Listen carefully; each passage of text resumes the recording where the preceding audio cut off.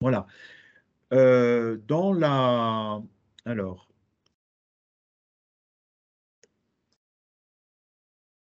voilà, C'est tout. ouais. Super. Hop, voilà, on va se présenter. Bah, je te laisse te présenter, Oui. Laetitia. Donc, du coup, Laetitia Bureau. Donc, nous avons, oui, le même nom de famille. On a fait un binôme aujourd'hui. Donc, du coup, je suis juriste Serre-France Isère depuis quasiment 1 an maintenant. Pour le moment, j'ai beaucoup plus d'appétence sur tout ce qui est artisan, commerçant, société. Donc, c'est pour ça que je vous présente aujourd'hui ce sujet. Et en cours de formation sur la partie agricole, parce qu'on a un gros portefeuille également d'agricole, forcément, chez Serre-France. Mais qu'on ne traitera Voilà. pas Qu'on ne aujourd'hui. traitera pas aujourd'hui. Voilà, on Voilà. restera principalement commerçant, société. Moi-même, Vincent Bureau, donc je travaille à Serre France depuis bien longtemps et je m'occupe du développement j'accompagne les créateurs d'entreprises parmi d'autres missions. Mais en l'occurrence, ce qui nous rassemble aujourd'hui, c'est la création reprise d'entreprise. Euh, Avant de rentrer dans la définition du statut juridique, un petit point sur Serre France, mais très très court. Nous, Serre France, on est un cabinet comptable et d'accompagnement conseil avec on s'adresse à des adhérents qui nous sollicitent. On est rattaché alors des experts comptables et on intervient sur la comptabilité, le juridique, l'accompagnement des créateurs d'entreprises, le fiscal, l'employeur, un pôle employeur avec 30 000 payes produites pour l'Isère, par exemple. Et puis aussi, on a un pôle marketing. Si vous avez une stratégie marketing à mettre en place ou un référencement à optimiser sur le plan professionnel ou un site à créer, sachez qu'on est tout à fait prêt à vous accompagner là-dessus. Aujourd'hui, ce qui nous rassemble, c'est le statut juridique. Donc, c'est essentiellement Laetitia qui va intervenir sur cette question et moi, j'interviendrai ponctuellement. Super. Donc, pour commencer, je vous propose déjà de revoir en fait la définition du statut juridique. Déjà, de savoir qu'est-ce qu'on entend par statut juridique. Le statut juridique, c'est ce qu'on appelle une forme, c'est une entreprise. Mais une entreprise va nous donner en fait un cadre juridique. C'est surtout ça qui va nous intéresser. On a en effet 2 grandes familles de statuts juridiques. On a l'exercice en nom propre, qui est plus connu sur le statut d'entrepreneur individuel. Donc, entrepreneur individuel, auto-entrepreneur, micro-entrepreneur, c'est des mots qu'on utilise assez souvent dans notre jargon, mais de savoir exactement à quoi ça s'identifie, on va le voir un petit peu plus loin. Et ensuite, on a également le statut de la société. Donc, les sociétés, pareil, tout ce qui est SARL, SAS, SA, voilà, ce sont également des termes qu'on emploie. Donc, on va vous faire un petit peu cette différence, cette présentation. Et puis, dans un second temps, au niveau des sociétés, on a énormément de demandes, principalement entre ce qui est une SARL et une SAS, parce que ce sont vraiment les sociétés qu'on a le plus souvent, c'est ce qu'on constitue le plus souvent. Donc, on va vous expliquer pourquoi et surtout pourquoi s'orienter vers une ou vers l'autre. Voilà ce que je peux vous dire. Pour savoir où on se situe, en effet, Vincent intervient très en amont des juristes sur en fait la constitution d'une société, sur la constitution d'un statut juridique d'une entreprise. On essaie déjà de comprendre votre projet. Votre projet, ça va être surtout quel est votre objet social? Est-ce que vous allez vouloir être associé? Est-ce que vous allez être seul? Quel régime fiscal va être le plus opportun pour vous? Est-ce que vous êtes marié? Vous avez envie de céder, de transmettre à des enfants? Enfin voilà. Donc c'est vrai qu'on rentre assez en fait dans la vie intime, si vous voulez, de nos adhérents pour essayer justement d'optimiser notre statut juridique. Juste pour vous rappeler également, donc on a toute cette étude de marché, le prévisionnel qui est souvent en effet demandé par les banques pour pouvoir présenter un projet qui est viable. Et puis nous aussi, ça nous permet aussi de voir si tout est OK, si c'est une entreprise qui va pouvoir durer et puis surtout toujours dans quelle structure pour que ce soit optimisé au maximum. On va juste rappeler l'entrepreneur individuel. Donc l'entrepreneur individuel, petit rappel un peu historique, ça a quand même été constitué à la base, c'était en fait pour tester son activité. quelqu'un qui ne savait pas trop si ça allait fonctionner, s'il allait avoir suffisamment de clientèle, son réseau, tout ça. On disait, écoute, crée une entreprise individuelle, tu vas prendre moins de risques, tu as des plafonds qui te permettent d'aller jusqu'à un certain chiffre d'affaires, et puis si c'est bien, tu passes rapidement en société. Ce n'était pas un statut qui était à la base voué à durer dans le temps. C'était vraiment, vous testez quelques mois ou allez 1 an, 2 ans, et derrière, vous passez en société. Aujourd'hui, on a du mal en fait à se dire que c'est un statut transitoire parce qu'en fait, on a de plus en plus d'entreprises individuelles. Et puis, le gouvernement a rehaussé en fait les seuils au niveau du chiffre d'affaires. Donc, du coup, ceux qui pensaient devoir passer en société n'ont pas forcément besoin de passer en société tout de suite. Donc, ils vont rester en entreprise individuelle et garder les certains avantages que ça peut avoir. Autant vous dire qu'au niveau des gérants de société ou présidents de société, ça râle un peu parce qu'eux, entre guillemets, sont passés en société et n'ont pas forcément la même fiscalité derrière. Mais on va vous expliquer aussi que voilà, c'est pas toujours ce qu'on entend en disant l'entrepreneur individuel, c'est génial, il y a aussi ses aléas. On va commencer du coup sur l'entrepreneur individuel, sur ce qu'on appelle la séparation des patrimoines. La séparation des patrimoines, on va vous faire un petit rappel, on a une loi au 14 février 2022, donc un peu plus d'1 an, qui reste quand même super récente, et qui a été mise en vigueur à partir du 15 mai 2022. Normalement, quand vous étiez en entreprise individuelle, vous avez possibilité en effet de scinder vos patrimoines, ce qu'on appelle le patrimoine professionnel, puis le patrimoine personnel, vos biens propres, votre habitation, enfin tout ce que vous avez de personnel. En effet, dans cette loi du 14 février 2022, on rappelle bien que les biens utiles à l'activité professionnelle seront automatiquement séparés. Génial. On dit ça parce qu'on parlait avant d'entreprise individuelle à responsabilité limitée, donc le IRL qui le prévoyait mais qui a été supprimé. C'est pour ça qu'aujourd'hui, toutes les entreprises individuelles ont leur patrimoine automatiquement séparé. Alors, automatiquement séparé, ok, il va falloir comprendre quand même ce qu'on met dans ces biens utiles à l'activité professionnelle. Le Code de commerce nous dit que ce sont les biens qui, par nature, par destination ou en fonction de leur objet, servent à l'activité de l'entrepreneur individuel. À la lecture, on va pouvoir en effet entendre tout ce qui est matériel, outils, le fonds de commerce, des immeubles servant à l'activité, les comptes bancaires professionnels. Ça va être assez simple de se dire, OK, ça c'est du professionnel.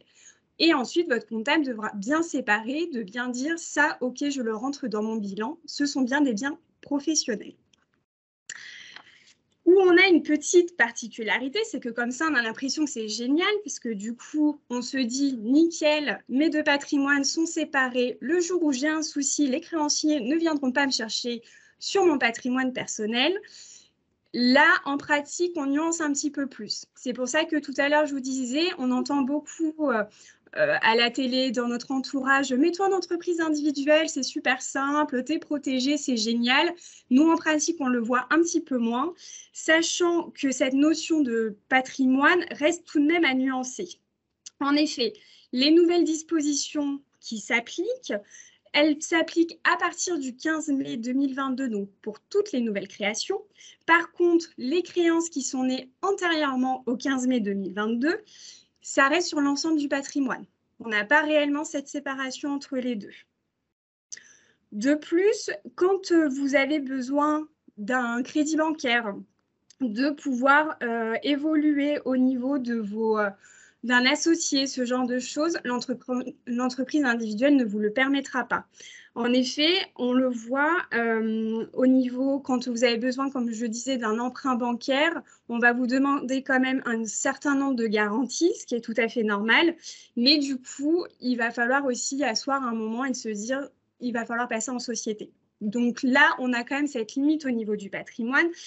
Et puis, on a quand même l'administration fiscale et la sécurité sociale qui, eux, peuvent nous dire « pas de problème, vous avez vos deux patrimoines distincts, mais nous, si on a des créances, on se servira où on veut. » Et notamment, s'il y a une manœuvre frauduleuse, si on a un recouvrement d'impôts, ils ne vont pas chercher plus loin, ça sera sur les deux patrimoines.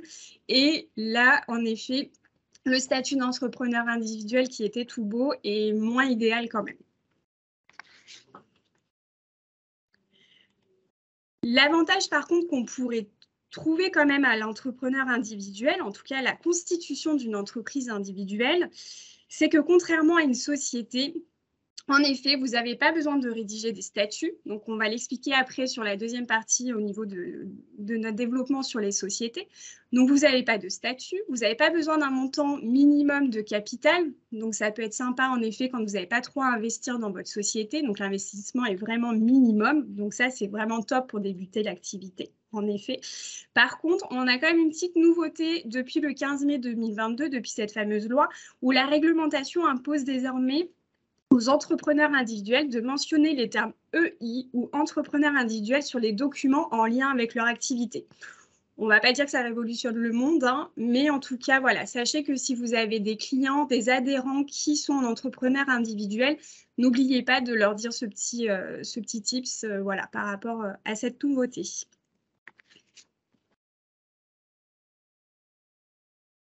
Alors, Laetitia vous a présenté la forme juridique de l'entrepreneuriat individuel et notamment la réforme du 15 mai 2022 qui permet à l'entrepreneuriat individuel de relever selon l'impôt sur les sociétés. Alors, ce qui veut dire que vous aurez, en tant qu'entrepreneuriat individuel, vous aurez 3 choix à faire, 3 régimes fiscaux à choisir. D'abord, le premier régime, c'est le régime réel selon l'impôt sur le revenu. L'impôt sur le revenu, c'est la fiscalité que vous avez en tant que particulier. Dans ce cas-là, votre revenu, qui relève des BIC ou des BNC, des bénéfices industriels et commerciaux ou des bénéfices non commerciaux, donc un revenu d'artisan, de commerçant ou de travailleur indépendant, c'est pour les gens qui sont au réel, en entrepreneuriat individuel, c'est votre chiffre d'affaires sur lequel on déduit les frais que l'entreprise supporte et les amortissements des investissements engagés par l'entreprise. De sorte que votre revenu, c'est ce que vous dégagez par votre activité. Et votre rémunération d'exploitant n'est pas déduite du résultat. Donc ça, c'est le premier cas, vous relevez de l'impôt sur le revenu selon le bénéfice réel. Le deuxième cas, c'est ce qu'on appelle la micro-entreprise. La micro-entreprise, c'est une forme simplifiée de la taxation du résultat et aussi, on verra tout à l'heure dans la slide d'après, sur les charges sociales. Dans ce cas-là, au lieu d'avoir un revenu qui est déterminé selon le chiffre d'affaires, moins les frais, moins les amortissements, là, l'administration fiscale applique un abattement général, avec 3 abattements, selon les types d'activités que vous exercez. Si vous faites des ventes de marchandises, du négoce, pour le dire simplement, votre revenu est décoté d'un abattement de 71%, donc ça veut dire que votre revenu, c'est 29% de votre chiffre d'affaires. Si vous êtes prestataire de service ou artisan, voilà, menuisier par exemple, votre revenu, c'est 50% du chiffre d'affaires, le revenu fiscal. Hein. Et si vous êtes par exemple consultant ou infirmière ou kiné, votre revenu est décoté, votre chiffre d'affaires est décoté de 34% pour déterminer votre revenu, hein, qui relève des BNC. Donc vous avez un abattement de 34%. Donc ça, c'est une forme simplifiée de taxation du résultat, qui est à opposer à l'autre forme, encore une fois, c'est le régime du réel. Et depuis le 15 mai 2022, on a la possibilité, avec des guillemets, d'opter selon le régime de l'IS, quand bien même on reste entrepreneur individuel. Donc, ce qui veut dire que le revenu BIC ou des BNC, c'est votre chiffre d'affaires. On déduit de la même manière les frais que vous supportez, les amortissements des investissements que vous avez eus, et on déduit de votre résultat votre rémunération d'exploitant, hein, donc votre salaire, entre guillemets, pour le faire un peu court. Donc, du coup, ce revenu, il est imposé au barème de l'IS. Bon, le taux de l'IS, c'est 15% si votre revenu est en dessous de 42 500 et 25% au-delà. Donc, en gros, vous avez un mode de fixation de votre résultat, tout en restant, encore une fois, entrepreneur individuel, qui est fixé de la même manière que si vous étiez en société type EURL. La seule chose qui diffère, c'est que ce revenu, on considère, c'est un nouveau régime qui lui-même se cherche, et on considère qu'il y a une systématisation de la distribution. C'est-à-dire que votre revenu fiscal, c'est votre résultat moins votre rémunération.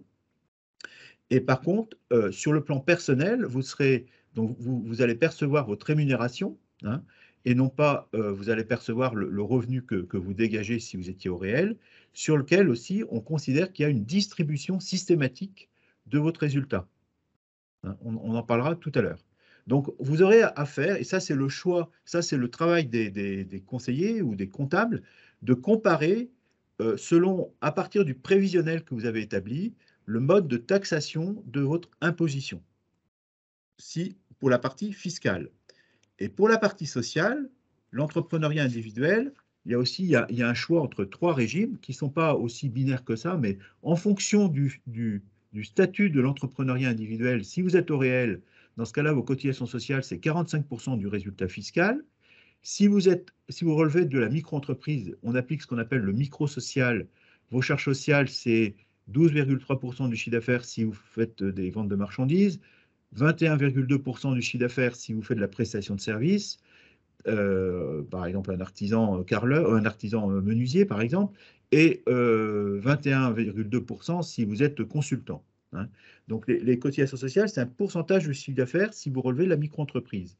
Et la nouveauté, c'est que si vous relevez de l'IS, encore une fois, en tant qu'entrepreneur individuel, vos cotisations sociales, c'est 45%, non pas du revenu, mais de la rémunération, et cette base est majorée de la distribution systématique du résultat. C'est-à-dire, même si vous êtes à l'IS, on considère, parce que vous êtes en entreprise individuelle, qu'on distribue systématiquement votre résultat. Il n'y a pas de notion de dividende, alors qu'on le verra pour le statut de l'EURL à l'IS ou de la SAS. Là, on systématise la distribution. Donc, c'est un peu subtil, mais c'est l'interprétation que l'on fait à la suite du nouveau mode d'imposition du statut de l'entrepreneuriat individuel selon l'IS. Sachez que dans tous les cas, vous aurez, là c'est vrai pour tout dossier, quand vous êtes en création d'activité, vous bénéficiez du dispositif ACRE qui est applicable à tout dispositif, quel que soit le statut fiscal et social, avec des conditions que je ne vais pas développer ici. Je vois que Célia, vous avez une question. Oui, juste par rapport à l'ACRE, nous, on est souvent questionnés par des porteurs de projets quand on leur parle de ça. Comment faire pour faire la demande? Est-ce que c'est automatique ou c'est à eux de faire une démarche? Alors, longtemps, il fallait qu'on la fasse nous. Je me rappelle que voilà, on avait justement ce formulaire, je ne sais pas si vous vous souvenez, où il fallait remplir justement les diplômes, ce genre de choses, ce niveau d'études, tout ça. Désormais, sur les sociétés, toutes les demandes d'ACRE passent automatiquement, à savoir s'ils ont le droit ou pas. Par contre, il y a en effet des dérogations, où là, il faut qu'on le fasse, et c'est en effet sur les micro-entrepreneurs. Ouais, les micros. Où là, il faut la faire. Voilà. Faut la faire. Et un petit conseil par rapport à cette ACRE, on a souvent les clients quand même qui arrivent en disant « Ouais, moi, j'ai le droit à l'ACRE, c'est bon, constituez la société, allez-y, go ». Alors moi, j'aime pas trop le go comme ça. J'aime bien en fait leur dire « Revoyez bien avec votre conseiller Pôle emploi ». Vous validez bien la date parce qu'il faut bien être inscrit à Pôle emploi. C'est pas juste, j'ai déposé mon dossier, c'est bon, ça va rouler derrière en fait. Qu'ils s'assurent d'être bien inscrits à Pôle emploi, qu'ils ont bien les conditions pour l'avoir. Et une fois que c'est OK, on constitue la société et on ne se plante pas à 1 ou 2 jours, quoi. Ça peut être un peu dramatique pour nos clients derrière. Et ensuite, voilà, après, c'est vrai que nous, on n'a plus trop la main là-dessus. C'est vraiment les clients qui s'organisent après pour faire leur dépôt d'ACRE, en tout cas sur les micros. Et après, normalement, tous les dossiers sont soumis en tout cas. D'accord, OK, merci. C'est bon pour vous? Merci. Alors, un petit slide sur la micro-entreprise. Alors, on ne va pas s'attarder parce qu'on en a parlé. La micro-entreprise, c'est une forme simplifiée, encore une fois, de l'entrepreneuriat individuel. Hein, quand on est micro-entrepreneur, ce n'est pas un sous-statut. Hein, je suis avant tout TNS, comme un artisan depuis 20 ans en activité. Simplement, j'ai un mode de fixation de mes cotisations sociales qui est un pourcentage du chiffre d'affaires, et un mode de fixation de mon imposition, c'est un pourcentage aussi du chiffre d'affaires, ce n'est pas les mêmes, qui fait que j'ai une forme simplifiée. Donc j'ai un abattement forfaitaire en fonction de mes activités. Le versement libératoire, on ne va pas forcément s'y attarder à ça, mais je peux fixer mon impôt sur le revenu de manière aussi forfaitaire. Il y a le régime social de la micro-entreprise qu'on a vu, et aussi alors, il y a un point qu'on traite là, mais qu'on peut traiter systématiquement, c'est que toute la présentation que l'on fait, on ne parle pas de la TVA. C'est-à-dire que la question de la TVA, c'est quelque chose de transverse qui n'est pas lié au statut. Être à la TVA ou pas être à la TVA, c'est être déjà ou pas selon, c'est avoir un niveau ou pas de chiffre d'affaires. C'est-à-dire que si vous faites plus de 36 800 € et que vous êtes prestataire de service, vous êtes, pour simplifier, c'est une simplification que l'on fait aujourd'hui, hein, vous êtes à la TVA. Mais on peut être, si vous faites, mais par contre, par exemple, un micro-entrepreneur qui est en dessous de 36 000 € de chiffre d'affaires peut opter à la TVA. Vous pouvez opter à la TVA, même si vous êtes en dessous du seuil. Quelqu'un qui est en société qui fait, qui fait moins de 36 000 € de chiffre d'affaires, et admettons qu'il ait des clients particuliers, a peut-être intérêt à ne pas être à la TVA. Donc, ce n'est pas parce que vous êtes en société que vous êtes à la TVA. La TVA, c'est une question transverse à tout régime. C'est lié à votre chiffre d'affaires, pour simplifier. Hein. Ça, c'est très important parce qu'il y a des amalgames qui se font en disant « t'es micro-entrepreneur, donc tu n'es pas à la TVA ». C'est faux, ça. Hein, on peut être à la TVA et micro-entrepreneur. Tu es en société, tu es à la TVA, c'est faux. Selon le chiffre d'affaires, on peut ne pas être à la TVA. Hein, c'est un zoom sur la TVA qui est important. On pourra reprendre ça si besoin dans les questions. Une petite conclusion du coup par rapport à l'entrepreneur individuel. Donc, en tout cas, pour nous, en tout cas, parce que voilà, c'est toujours, je pense, selon le conseil que vous aurez toujours un peu les pro-entrepreneurs individuels et puis les autres, hein, on va dire. Mais dans l'idée, il faut bien retenir qu'en effet, il y a quand même une grosse souplesse au niveau du formalisme, comme on l'a vu, hein, pas de statut, pas de capital. Enfin, c'est très rapide à s'immatriculer, donc c'est voilà, c'est vraiment l'idéal par rapport à ça. Faites bien attention, où là, en effet, nous, on parle quand même de responsabilité illimitée malgré cette séparation des patrimoines. Voilà, faites vraiment attention à ça. Ne vous dites pas, j'ai mes 2 patrimoines, je sais que je suis couvert, il n'y aura pas de souci. Ce n'est pas ce qu'on voit en pratique. Donc, faites bien attention à ça. Et selon nous, en effet, on a quand même moins de poids également auprès des banques, où c'est vrai que nous, quand les adhérents viennent et qu'ils commencent à nous dire, il nous faut un emprunt, tout ça, comme on vous le disait, il faut des garanties quand même derrière. Et pour nous, l'entrepreneuriat individuel, en tout cas, n'est pas la meilleure des formes pour si vous avez besoin d'un projet avec énormément d'investissement, en tout cas. Tout à l'heure, on posera la question à nos 2 banquiers qui sont du Crédit Agricole, là, qui sont là. On leur posera la question tout à l'heure, hein, ce qu'ils en pensent. Là, deuxième partie, on fera peut-être un petit peu plus rapide. On est bon. Sur les sociétés. Les statuts de société. Voilà. Donc, les statuts de société, on se pose toujours les mêmes questions hein, quand vous venez pour développer votre activité, pour vous installer, toujours les mêmes questions. Est-ce que mon objet social me demande une forme de société particulière? Vous verrez tout ce qui est cabinet d'avocats, les pharmaciens, enfin voilà, c'est les kinés, enfin voilà, c'est des structures qui sont particulières. Donc, c'est tout ce qui est souvent les sociétés civiles professionnelles, tout ça. Donc là, on n'a pas vraiment le choix au niveau de la structure de l'entreprise. On sait qu'on va là-dedans direct. Mais après, quand on vous reçoit, c'est surtout de se dire combien il y a de participants en fait dans votre projet. Est-ce que vous êtes seul? Est-ce que vous êtes plusieurs? Et puis, on revient toujours sur cet investissement. Est-ce que vous avez besoin d'un investissement important? Est-ce qu'à un moment, il y a des investisseurs qui vont rentrer, mais du coup, très rapidement? Est-ce que pas du tout? Enfin, voilà, c'est toutes ces questions vraiment qu'on va se poser. Du coup, pour vous présenter donc, la première société donc, qui est très classique, hein, c'est l'EURL. On fait juste un petit zoom sur l'EURL, donc l'entreprise unipersonnelle à responsabilité limitée. Donc, c'est un associé. Sachez qu'une EURL n'est rien d'autre qu'une SARL, mais à associé unique. On a beaucoup de clients qui nous appellent en disant « Je crois qu'on s'est mal compris. Vous m'aviez dit qu'on faisait une SARL à associé unique, mais vous m'avez fait une EURL. » Enfin, voilà. Donc, du coup, sachez que c'est la même entité. Une EURL est une SARL à associé unique. Très basique, entre guillemets, régi par le code de commerce, donc il n'y a pas trop de vagues au niveau des statuts. Vous n'adaptez pas les statuts, le code de commerce va quasiment tout régler. Vous n'avez qu'un seul associé. Vos apports que vous allez mettre au niveau du capital social vont limiter votre responsabilité. Donc, si vous êtes à 1 000 € de capital, on viendra vous chercher à 1 000 €. Or, bien sûr, toute faute de gestion, d'abus de biens sociaux, enfin voilà.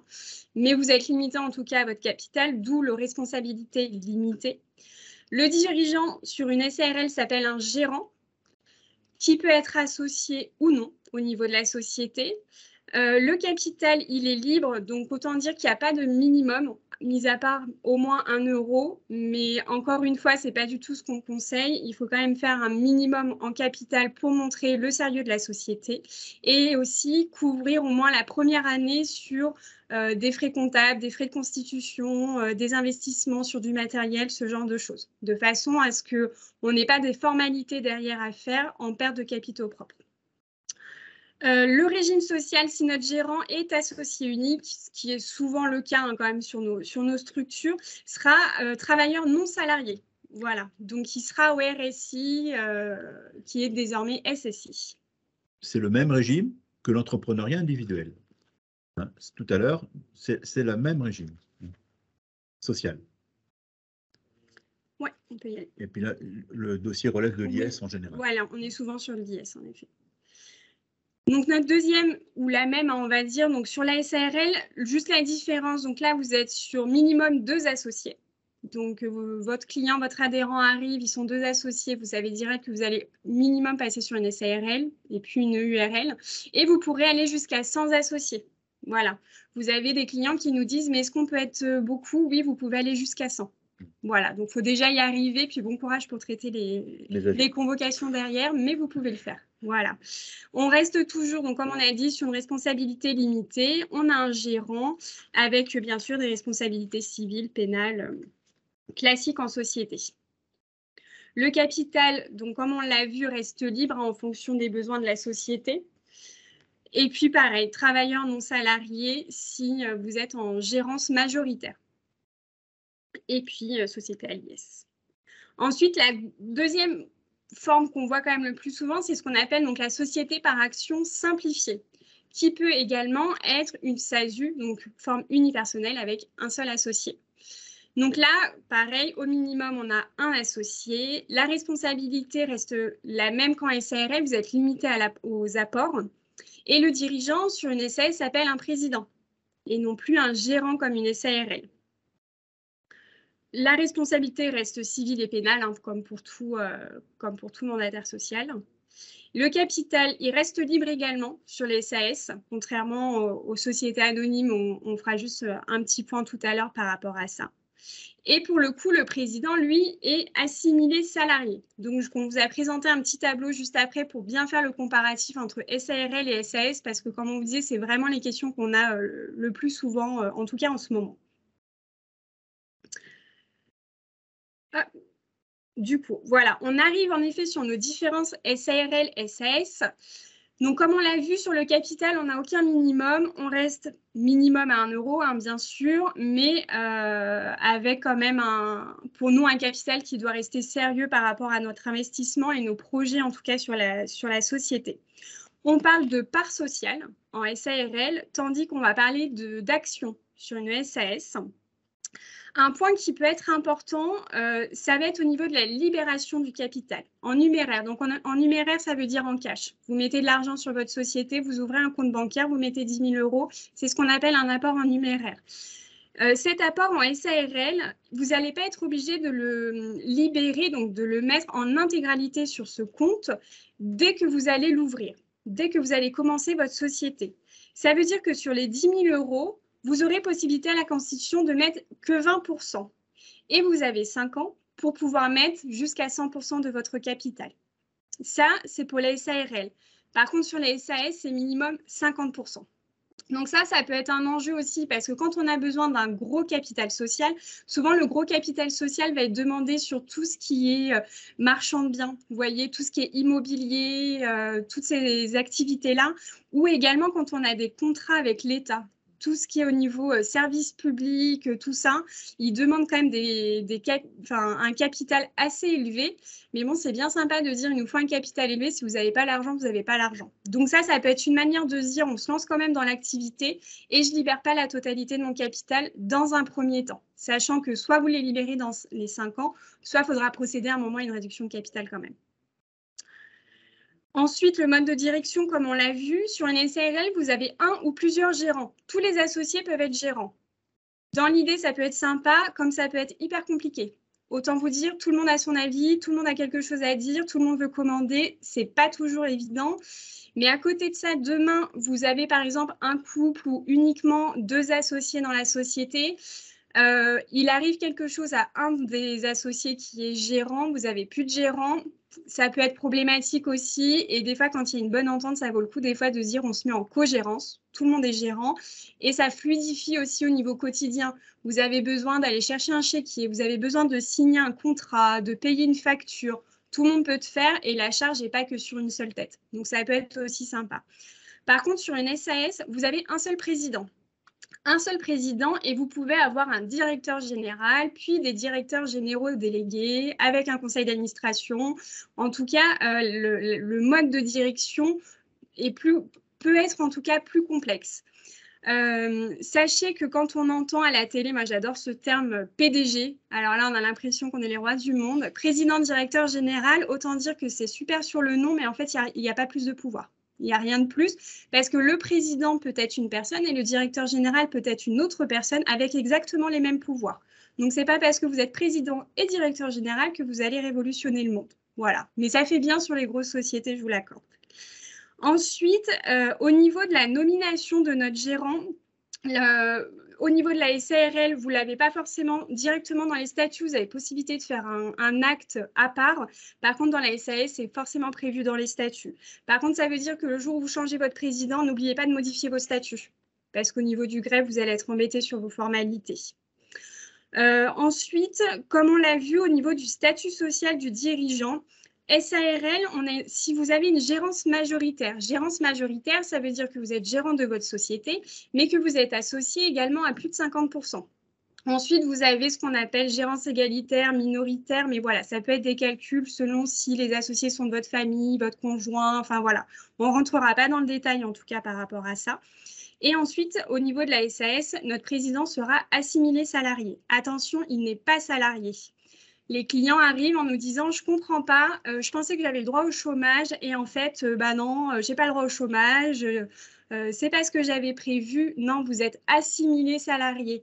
Donc, en effet, assimilé salarié, ça veut dire que vous allez faire des bulletins de paie, que vous allez devoir du coup savoir ce que vous rémunérez à la fin du mois, que vous avez droit à une couverture sociale, les indemnités journalières selon des plafonds, tout ça, mais vous n'aurez pas le droit au chômage. Faites bien attention à ça. Aussi, pour complémenter ce que précise Laetitia, l'assimilé salarié ne bénéficie pas des réductions de charges applicables aux vrais salariés, notamment les exonérations Fillon. Donc, en fait, le taux de charge sociale, à la fois les charges patronales et les charges salariales, représente environ 80% du net.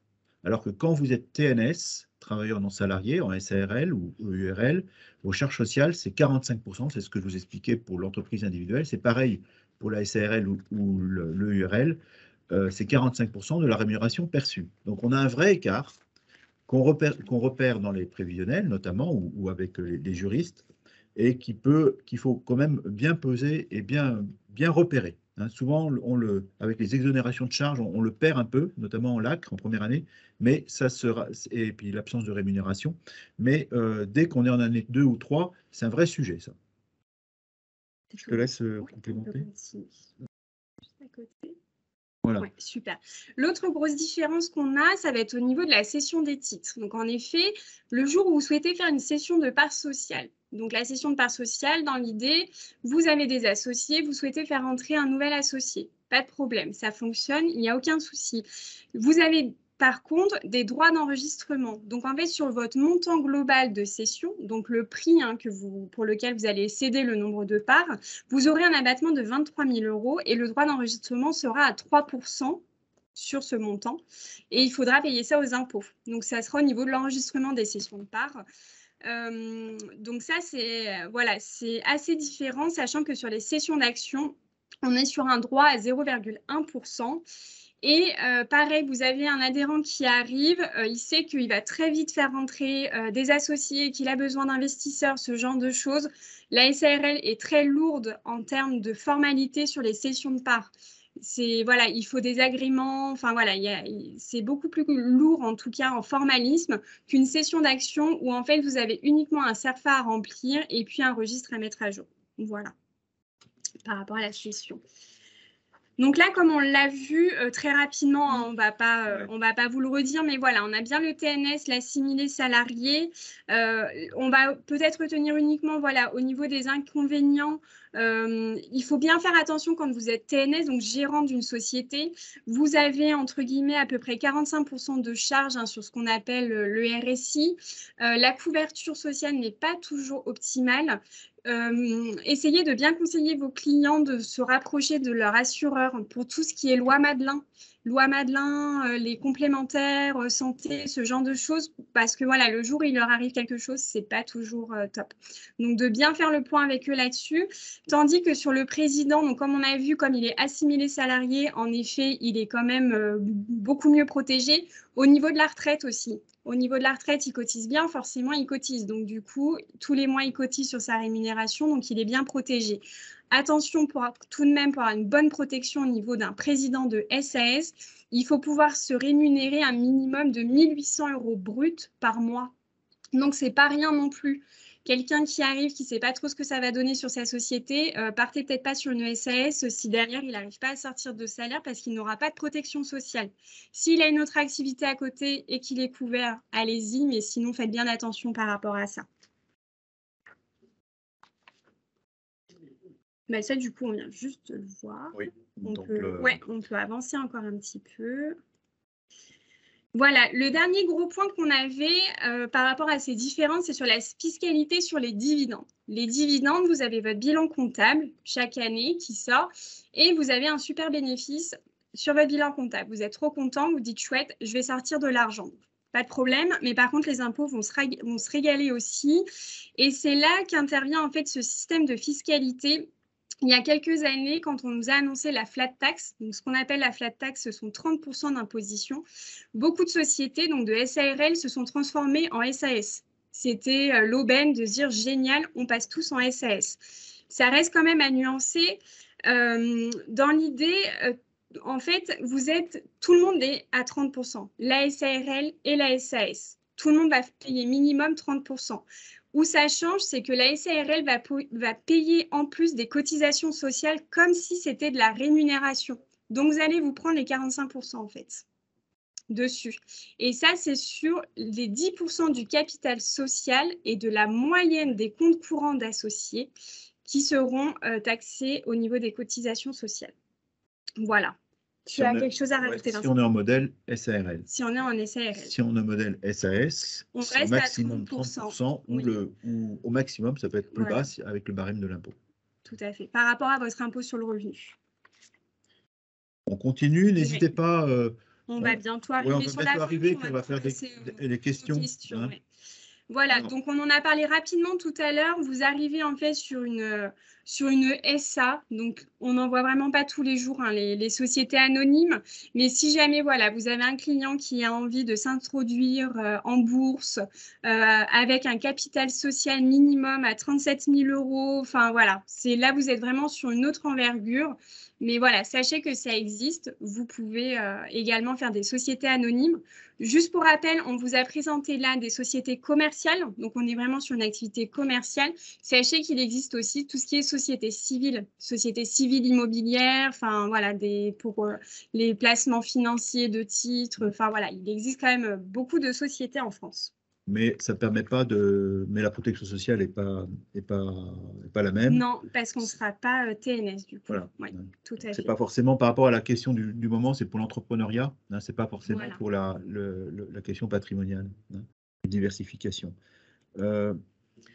Juste pour conclure, et puis on va passer aux questions. Voilà, ce qu'on peut retenir, c'est que le statut juridique est vraiment propre à chacun. On a beaucoup d'adhérents qui viennent en disant « Ouais, j'ai un super copain, il fait ça, c'est génial, je veux être pareil. » Alors non, en fait, ils ne sont pas toujours pareils parce qu'ils n'ont pas la même vie, parce qu'ils sont mariés, parce qu'ils ont des enfants, parce qu'ils sont célibataires, parce qu'en fait, ce n'est pas du tout la même activité, que son pote, il a 100 000 € à mettre et que lui, il ne les a pas. Enfin, voilà.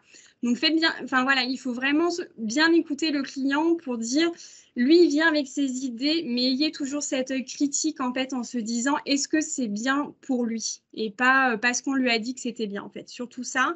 Donc c'est pour ça que voilà, on rappelle que notre structure en tout cas doit nous ressembler et ne pas se laisser emporter par ce qu'on peut entendre. Et surtout le statut juridique peut évoluer. Vous êtes aujourd'hui en SARL, vous passez en SAS, vous pouvez retransformer une SAS en SARL, rien n'est figé.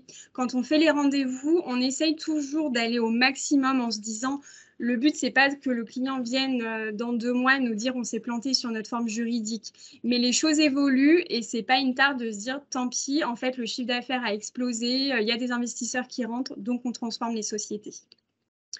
Voilà pour notre présentation. Est-ce que vous avez des interrogations? Moi, j'ai une question par rapport au capital. Quand on parle de capital, concrètement, c'est quoi? Est-ce que c'est une somme d'argent qui va être bloquée sur un compte? Parce que souvent, voilà, nos porteurs de projet nous envoient l'attestation de dépôt de capital, mais j'ai toujours un petit doute sur concrètement, qu'est-ce que c'est que le capital? C'est bien une somme en fait que vous rentrez, enfin que vous déposez sur un compte bancaire. Par contre, cette somme n'est pas bloquée. Elle n'est pas bloquée. Par contre, le fait que ce soit mis au capital, ça engage aussi votre responsabilité. Ça veut dire que si vous partez sur 1 000 €, vous êtes responsable sur 1 000 €. Comme on disait tout à l'heure, hors manœuvre frauduleuse, abus machin. Si en fait, plus vous mettez un capital important, vous allez partir, on a des capitals à 50, 100 000 €, pas de souci. Par contre, derrière, il faut avoir les reins solides parce que s'il y a un problème, c'est là-dessus qu'on vient vous chercher. C'est sur ce montant-là. Mais par contre, vous avez le droit, en effet, de l'utiliser. D'accord, ok. C'est bon pour toi? Ouais. C'est bon pour vous, Célia? Oui, oui, très bien, parfait. Super. Il y a Samir. Posez votre question, Samir. Oui, donc bon, pour entrer dans le vif du sujet, enfin, moi, clairement, c'est une société de sécurité privée que je veux monter, d'accord? Oui. J'ai donc dans l'avenir, au mois de septembre, j'ai une formation que je dois entamer, d'accord? Oui. Et à la suite de ça, créer une entreprise de société de sécurité, d'accord? Et ce que je voulais savoir, c'est que moi, personnellement, est-ce que je peux justement être sur le terrain, travailler et avoir, par exemple, juste un salarié? Et je vais rebondir là-dessus. Qu'est-ce que je pourrais prendre, enfin, qu'est-ce que vous me conseillez comme statut juridique, par exemple?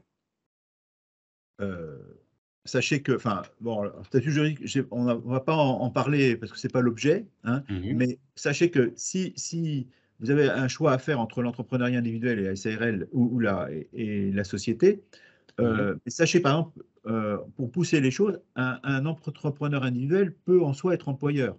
Hein, si vous dites que j'ai quelqu'un qui travaille avec moi, ben, bon, mais à un moment donné, les charges, la mobilisation de capital ou les charges fait que cette responsabilité illimitée peut jouer. Donc, du coup, on en vient à se dire, ben, je pourrais être entrepreneur individuel, mais si ma stratégie, comme le disait Laetitia, à long terme, c'est d'avoir des gens autour de moi, c'est éventuellement d'avoir des investissements, dans ce cas-là, peut-être, dès le départ, je crée une société parce que ma stratégie moyen terme est là-dessus. C'est là où c'est... Et puis qu'au niveau des charges, en termes de société, vous êtes quand même, enfin voilà, au niveau de la déduction des charges sur les salaires, sur les rémunérations, est bien mieux quand même en société plutôt qu'en entrepreneur individuel. D'accord, d'accord. C'est aussi, on peut, par exemple, vous êtes salarié et vous voulez créer une société pour, j'en sais rien, faire du négoce en vin. C'est votre passion et finalement, vous en faites une passion. Bon, ben, peut-être vous gardez votre statut de salarié et à côté de ça, vous créez une société de négoce ou d'entrepreneur individuel. Il faut peut-être envisager la SASU parce que vous n'aurez pas forcément de rémunération qui proviendront de cette société puisque vous avez une protection sociale qui résulte de votre statut de salarié. Dans ce cas-là, vous faites une société complémentaire à votre activité. Donc, du coup, c'est peut-être... Pour être honnête, excusez-moi, je vous coupe, mais bon, pour être honnête, ça fait plus de 20 ans que je suis dans la même société, justement, c'est une société de sécurité privée. Et là, honnêtement, je veux voler de mes propres ailes. Voilà. Oui. Donc, je ne veux plus dépendre de... Voilà, je veux... Oui. Alors... L'oiseau veut sortir de sa cage. Et demain, vous voulez être employeur? Ben, être gérant et employeur dans un premier temps, je veux dire, pour minimiser justement les catastrophes. Si vous préférez, en fait, en 20 ans, je veux dire, j'ai eu de l'expérience, j'ai pas mal d'entreprises qui me demandent, sans voilà, avoir les chevilles qui enflent, mais je veux commencer petit, pendant 1 an, 2 ans, 3 ans, et à ce moment-là, voilà, une fois que je vois les choses, une fois que ça marche, ben là, à ce moment-là, je m'agrandis un peu plus. Ouais. Et là, dans l'idée, enfin, voilà, là, après, voilà, on n'est pas forcément là pour faire du cas par cas, hein, mais dans l'idée, en effet, peut-être voir si, voilà, on peut toujours reprendre un rendez-vous, en discuter, mais peut-être, en effet, partir sur une SARL, comme on le disait, où, en fait, vous êtes beaucoup plus cadré en termes du code de commerce. Enfin, voilà, vous allez monter, vous êtes tout seul sur votre société. Ça vous permet de voir un petit peu comment vous allez avancer. Vous n'avez pas de salaire minimum à vous verser pour avoir une couverture sociale. Comme on disait sur la SAS, il va falloir se verser 1 800 € bruts par mois. Donc, ce n'est pas rien quand on démarre une activité non plus. Sachant que dans tous les cas, en fait, c'est ça, sur la SAS, c'est vous versez du salaire, vous payez des cotisations. Vous ne versez pas de salaire, il n'y a pas de cotisation.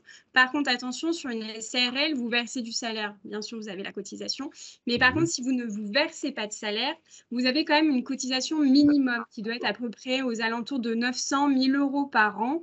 Et là, vous avez, en fait, ça vous assure quand même une couverture minimum. Alors, par contre, attention, c'est toujours pareil, hein. C'est bien de se dire, moi, je ne paye pas de salaire, enfin, voilà, je ne paye pas de cotisation sociale. Par contre, derrière, vous n'avez pas non plus la couverture sociale optimale, quoi. On ne peut pas gagner sur tous les terrains. Oui, j'entends. Mais en effet, pour commencer petit et en associé unique, la SARL est très bien, hein. D'accord. Ok. Rien n'empêche d'embaucher à mi-temps, par exemple. Oui. Là, vous pourrez embaucher sans problème. D'accord. Ok. Parfait. Autour de l'assistance, on va pas dire de la table, il y a 2 banquiers, j'ai repéré. Et quel est le regard bancaire? C'est toujours intéressant, ça, d'avoir quel est le regard bancaire autour notamment de l'entrepreneuriat individuel? Et puis la deuxième question, c'est pour prolonger celle de Célia, le capital social et comment un banquier réagit au niveau ou au montant de capital social. Je serais intéressé de vous entendre là-dessus. Alors, je ne sais pas si mon collègue est toujours là. Bon, en fait, on est plutôt axé sur l'agriculture, nous. D'accord. Donc là, ce matin, c'était très, très pro, mais intéressant quand même. Le capital social, pour un des 2 points, oui, bah, après, ça va surtout dépendre du montant de financement demandé, bien sûr. Le capital social, on préfère qu'il soit représentatif quand même de l'activité. Parfois, on voit arriver des structures avec des capitaux sociaux faibles. On se dit, voilà, enfin, nous, en termes de crédibilité, ça peut nous mettre des doutes, effectivement. Oui, c'est le discours qu'on tient, nous aussi, à nos adhérents. Voilà. Après, en agriculture, on a souvent des capitaux sociaux plutôt élevés. Pas la même Voilà, chose. donc c'était Oui. voilà, Les apports effectivement, sont donc on n'a pas les mêmes problématiques, je pense. Pardon? Exact. Oui, c'est ça, les apports sont différents. Puis il y a Eh beaucoup de oui. matériel, voilà, c'est des apports Voilà, et tout on n'est ça, pas ça sur le même. remonte. Voilà. Et Exactement, ouais. même si les comptes courants, voilà, on considère ça comme des quasi-fonds propres, on va dire, on ne sait jamais, c'est quand même exigible. Mais Tout pour à fait. autant, on en tient compte, oui. On en tient compte. D'accord, ok. On fait C'est même toujours plutôt l'inverse, on fait attention à ce qui ne grimpe pas trop. Oui, on Parce est que d'accord. pour la transmission, ça peut être compliqué. Exactement, tout à fait. Le deuxième point, c'était, je ne sais plus, sur les entreprises L'entrepreneuriat individuelles. individuel et la Ouais, question oui, du sur les capital garanties. professionnel et capital personnel, avec le dispositif du 15 mai Oui, dernier. oui. Nous, aujourd'hui, c'est quelque chose, oui, dont on tient compte, effectivement, en fonction toujours pareil des montants, parce que souvent, quand même, on se rend compte, alors encore une fois en agriculture, qu'on a quand même des demandes de financement moindres sur les entreprises individuelles, donc le niveau de garantie exigé n'est pas le même, forcément. Après, voilà, nous, on fait signer un document, voilà, pour savoir si effectivement il y a eu une renonciation à la protection du patrimoine personnel. Enfin, on fait signer un Ah oui, acte, en fait. Voilà. D'accord. En agriculture, en tout cas. Après, je ne sais pas d'accord. si mes collègues pros ont le même, voilà. Notamment pour au-delà d'un certain montant de financement. Là, actuellement, Oui, c'est pour voilà. 50 Alors, 000 donc, euros. On revient On- justement sur le fait où on a plus d'appétence quand même sur une société plutôt que pour le Exactement, reformuler, Oui, on oui, est d'accord. pour le exact. reformuler, vous vous affranchissez du capital professionnel, c'est ça? Vous consolidez avec à la fois l'engagement personnel Oui, et oui, l'engagement professionnel. Ouais. D'accord. voilà. Ah ouais. On On revient en Ah effet oui, tout oui. à l'heure à ce qu'on pouvait dire justement sur… Au-delà d'un certain montant, on ne le fait pas Oui, systématiquement, bien puis tout sûr. dépend Mais si on a besoin d'une parce que souvent en Ouais. entreprise individuelle, Ouais. bah, c'est pas évident d'aller chercher de la garantie. Tout dépend ce qu'on Voilà. finance en fait. Si c'est sur Oui. du matériel, on va toujours donner priorité à financer à prendre une garantie sur le bien ou sur Oui. le projet. Voilà. Quand on doit aller chercher, parce que c'est du compte bah, pas sur de l'entreprise individuelle, mais par exemple, des fois quand on finance de la part sociale, on le fait nous sur des comptes pro en agriculture, bah, c'est difficile d'aller trouver de la garantie. On n'a pas toujours quelqu'un qui peut se porter caution ou aller chercher de la garantie sur du tiers, quoi. Ouais, c'est pour ça qu'en effet, on revient bien sur cette nuance Oui. de séparation des patrimoines. Où, voilà, nous, c'est ce qu'on a Voilà. marqué en pratique, mais merci en tout cas d'avoir la franchise également, puis d'intervenir pour nous aussi, dans notre conseil, de bien faire attention par Pour rapport le à dire, ça. c'est intéressant. Oui, mais merci beaucoup en tout cas. Est-ce qu'il y a d'autres questions? Parce que Bah, par du coup, rapport à… moi, j'ai une question alors qui est Oui. peut-être plus ciblée sur l'agriculture, je suis désolée. Ah, bon. On était juste une parenthèse, on est souvent sollicité aujourd'hui, nous, mais ça doit exister en pro aussi, Oui. par du financement de panneaux photovoltaïques qui peuvent parfois représenter des montants importants. Et la question se pose de créer une société à part entière pour gérer ça. Vous en pensez quoi?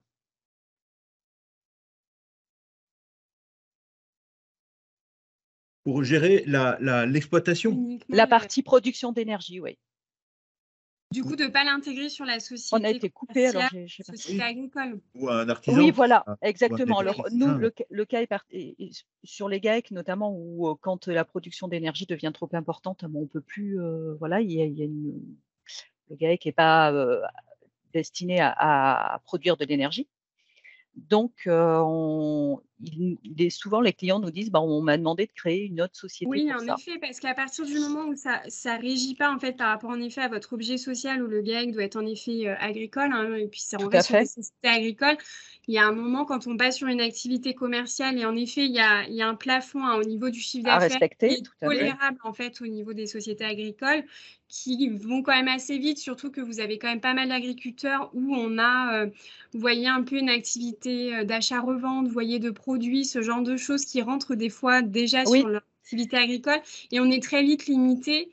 Et en effet, pour éviter de passer sur des plafonds, enfin, et d'exploser les plafonds et qui peuvent être potentiellement remettre en cause des aides qui pourraient avoir de l'État et de l'Union européenne, des fois, ça oui. pourrait en effet être judicieux de passer sur des sociétés commerciales et de bien différencier les Et deux dans ce cas, structures. plutôt SARL, plutôt SAS? Est-ce que là, la Oui. SAS, elle n'est pas plus judicieuse dans ce cas, puisqu'on ne cherche pas une couverture sociale Oui, en ou effet, quoi on que ne ce cherche pas de couverture sociale. Vous avez des clients qui sont, on va dire, en âge avancé, qui pensent à leur retraite, voilà, malgré toute la polémique qu'on a aujourd'hui. Mais dans l'idée, ça permet quand même de bien cotiser au niveau de la retraite, même si on va payer plus de charges, hein, parce que la SAS a quand même un coût plus élevé qu'une SARL, hein, sur une année et au quotidien. Mais derrière, ça vaut le coup.